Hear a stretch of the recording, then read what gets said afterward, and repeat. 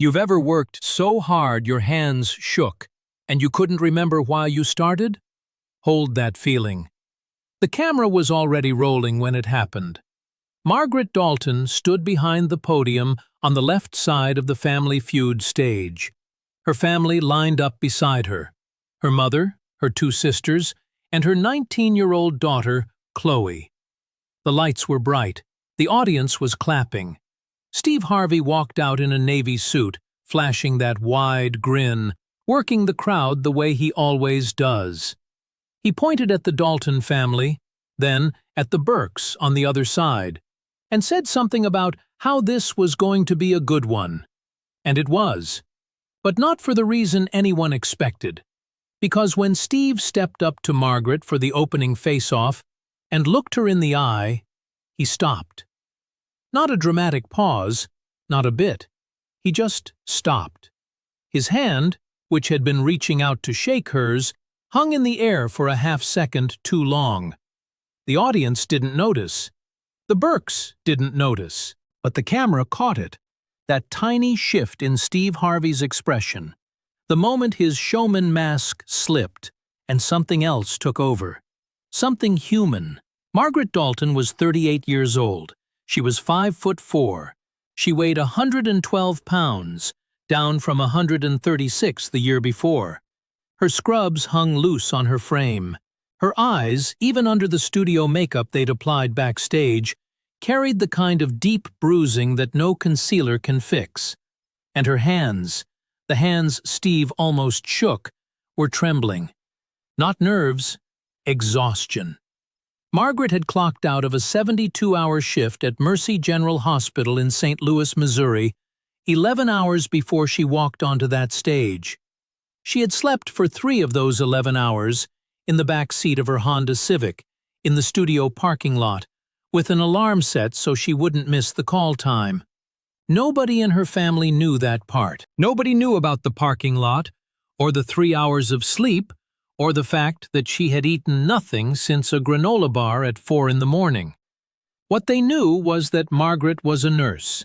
She had been a nurse for 14 years, since she was 24, since the year her father died of pancreatic cancer in a hospital bed in a hallway because there weren't enough rooms, and there weren't enough staff, and there wasn't enough of anything.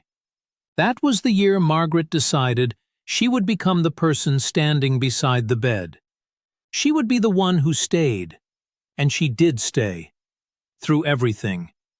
She started at Mercy General in 2011, on the night shift, earning $23.40 an hour. She worked medical surgical, which meant she could see anything on any given night: strokes, post-op infections, diabetic emergencies, falls, overdoses. The ratio was supposed to be 1 nurse to every 5 patients. By 2016, it was 1 to 8. By 2020, it was 1 to 12, sometimes 14, and the word "supposed to" stopped meaning anything at all. When the pandemic arrived, Margaret volunteered for the COVID unit. She didn't tell her mother. She told her mother she was working in a special ward, and that it was actually a little quieter than her usual floor. That was the lie. It was not quiet. It was the loudest place Margaret had ever been. Not because of the machines or the alarms, though those never stopped, but because of the sounds people make when they are dying without anyone they love in the room. Margaret held phones up to the ears of sedated patients so their families could say goodbye through a screen. She did this 41 times in the month of December 2020 alone. She kept count in a small notebook she carried in her scrub pocket. She doesn't know why she counted. She just did. Her daughter Chloe, who was 14 at the time, noticed first. She noticed that her mother stopped eating dinner with the family. She noticed that Margaret would come home, walk straight to the bathroom, turn on the shower, and stay in there for 45 minutes. She noticed that the shower sound covered up the crying, but not completely. One night, Chloe left a note on the bathroom door that said, "Mom, I made you a plate. It's in the microwave. I love you. You don't have to be okay. Margaret found it when she came out. She folded it into a small square and put it in the notebook, next to the tally marks. The hospital gave Margaret a pizza party in April 2021. A sheet cake that said, "Heroes work here." They also cut her overtime pay, eliminated the shift differential she had depended on, and denied her request for a mental health leave, citing staffing shortages, the very shortages her own body was paying for. By 2022, Margaret was working doubles 3 times a week just to cover her mortgage. She had moved into a small house in Ferguson, Missouri for $142,000, financed when her credit was still good, back when she believed that 14 years of service meant something. Now the payments were $1,180 a month, and her base take-home after taxes and insurance was $2,740. The math left nothing. Less than nothing, actually. She carried $14,200 in credit card debt from the months she had to choose between groceries and her daughter's school fees. Margaret's mother, Dorothy, was 67 and had started to develop early signs of macular degeneration. She lived with Margaret. She couldn't see the numbers on the bills that piled up on the kitchen counter, but she could see her daughter's face. One evening, she put her hand on Margaret's arm and said, "Baby, you're disappearing." Margaret smiled and told her she was just tired. Another lie. She was not just tired. She was running on a fuel source that had burned out months ago, kept upright by something that wasn't energy and wasn't hope.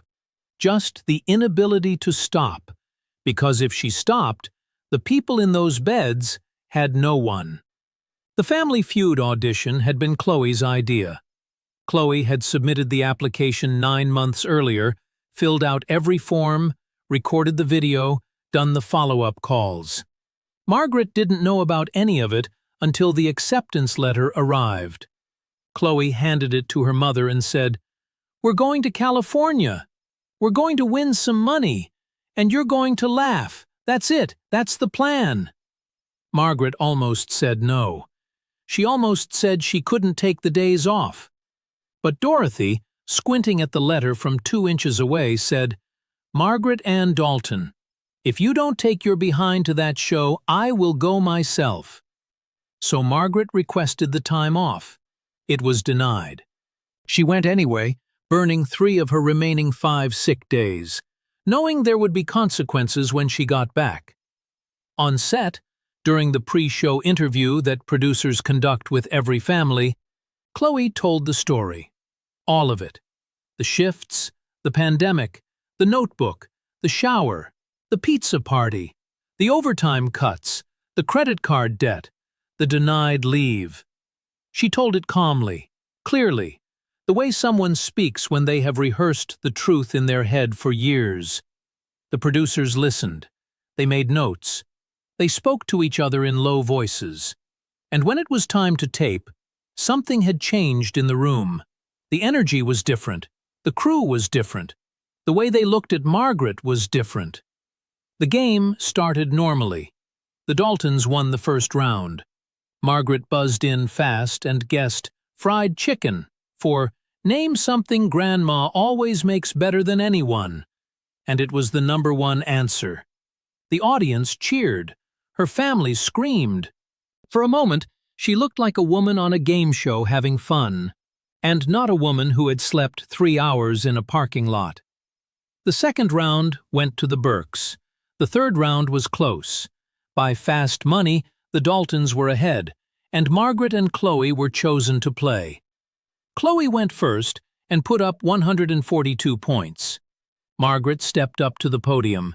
Steve read the questions. She answered. The board lit up. The total climbed. They hit 200 with 1 answer to spare. $20,000. Margaret's knees buckled, just slightly. Chloe caught her arm. The audience was on its feet. Then the studio fell completely silent. Steve Harvey set down his card. He didn't look at the prompter. He didn't look at the other family. He looked at Margaret, and when he spoke, his voice was lower than it had been all day. "Margaret," he said, "I need to talk to you for a second." She nodded. Her hands were still shaking. Steve said, "The producers told me a little bit about what you've been going through, and I want to make sure I got this right. You're a nurse. You just came off a 72-hour shift. You drove here on almost no sleep. And the reason you're here, the reason your daughter put you on this show, is because the system that's supposed to take care of the people who take care of us broke you instead." The studio fell completely silent again, not politely quiet, silent. The kind of silence where you can hear the ventilation system. Margaret's chin dropped to her chest. Her shoulders began to move. No sound came out, but everyone could see it, the way grief moves through a body when the body finally stops running. Steve let her cry. He didn't rush. He didn't fill the space with words. He just stood there, one hand on the podium, and waited. When Margaret looked up, mascara running, lips pressed together, Steve said 5 words that would be replayed more than any joke he'd ever told on that stage. "You carried them. Now rest." A sound moved through the audience. Not a gasp, not applause, something in between. The sound of 400 people exhaling at the same time. But Steve wasn't done. He reached into his jacket pocket and pulled out a folded piece of paper. "I made some calls during the break," he said. "I want you to know that the Steve Harvey Foundation is covering your mortgage for the next 12 months. That's not from the show. That's from me." Margaret's mother, Dorothy, stood up from the family podium. She couldn't see Steve clearly from that distance, but she could hear him, and she pressed both hands over her mouth. But Steve wasn't done. "I also want you to know that I spoke to some friends of mine in healthcare. Starting next month, you and 16 other nurses at Mercy General are going to be enrolled in a fully funded mental health support program. Counseling, peer groups, the whole thing. Because what happened to you didn't happen because you're weak. It happened because you gave everything and nobody gave anything back." The studio fell completely silent for a third time, and this time it held. Cameraman Robbie DeLuca, a 22-year veteran of the Family Feud crew, lowered his camera. Not to adjust it. He lowered it because he was crying and couldn't see through the viewfinder. 2 other crew members stepped away from their positions. A sound technician removed her headset and wiped her face with the back of her hand. Then something happened that had never occurred in the show's 46-year history. Tom Burke, the patriarch of the competing family, walked across the stage. He didn't ask permission. He didn't wait for a cue. He walked over to Margaret and he hugged her. Then his wife Linda followed. Then their 3 children, one by one. The Burkes, who had come to win, stood on the other family's side, arms around strangers, and Tom said, loud enough for the mic to catch, "We have nurses in our family too. You're not alone in this." Steve turned to the camera. He pointed directly into the lens. "I want to talk to everyone watching at home right now. If you know a nurse, if you know a teacher, if you know someone who gives and gives and gives and never asks, check on them. Don't send a text. Go see them. Bring them a meal. Sit with them. Because they will not tell you they're drowning. They will smile and say they're fine, and they will keep working until they collapse. That's not strength. That's a system failing the people who hold it up, and it has to stop." The audience didn't clap right away. They sat with it. Then someone in the 3rd row stood up. Then someone in the 5th row. Then the whole studio was standing, and the applause was the kind that doesn't come from excitement. It comes from recognition. The kind that says, "I know this story. This is my mother. This is my wife. This is me." But Steve wasn't done, not yet. He leaned into Margaret's ear and whispered something the microphones didn't pick up. She pulled back and stared at him. Her mouth opened. She shook her head, not in disagreement, but in disbelief. Steve nodded. Later, in a backstage interview, Margaret revealed what he had said. "I got you a meeting with the head of the Missouri Nurses Association. We're going to talk about staffing ratios. Not just for you, for all of them." He had arranged it in 20 minutes, during a commercial break. Because Steve Harvey does not make speeches about problems he doesn't intend to help fix. The episode aired on a Thursday. By Friday morning, it had been clipped and posted on 17 different social media accounts. By Saturday, the main clip had 4.2 million views on YouTube alone. By the following Wednesday, it had crossed 19 million. The hashtag #LetNursesRest trended nationally for 3 consecutive days. Margaret's story was covered by CNN, NBC News, People magazine, and The Washington Post. A GoFundMe, started by someone Margaret had never met, raised $347,000 in 9 days. Margaret did not keep the money. She split it. Half went to a fund for nurses at Mercy General facing financial hardship, and half went to the National Nurses Foundation's Mental Health Initiative. 3 months later, Margaret testified before the Missouri State Legislature about nurse-to-patient ratios. She brought her notebook, the one with the tally marks and Chloe's note. She read from it. 14 lawmakers were present. 11 of them voted in favor of the Safe Staffing Act, which set maximum patient loads for the first time in the state's history. It passed committee in March. It was signed into law in June. 6 months after the episode, the mental health program Steve funded at Mercy General had expanded to 4 other hospitals. It served 340 nurses in its first year. The retention rate at Mercy General's nursing staff rose from 61% to 84%. Margaret was promoted to charge nurse. She accepted the role on one condition, that no nurse on her floor would ever work more than 12 hours without a mandatory 8-hour rest. The hospital agreed. A year after the show aired, Chloe started nursing school at the University of Missouri, St. Louis. She had received a full scholarship, partly academic, partly a new award created in her mother's name, the Dalton Perseverance Scholarship, for children of healthcare workers. When a reporter asked Chloe why she chose nursing after watching what it did to her mother, she said, "Because I watched what my mother did with it. She didn't just survive a broken system, she made them fix it." Today, Margaret still works at Mercy General. She still takes night shifts, but she doesn't sleep in her car anymore. She eats dinner with her family. Dorothy's macular degeneration has stabilized with treatment that Margaret can now afford.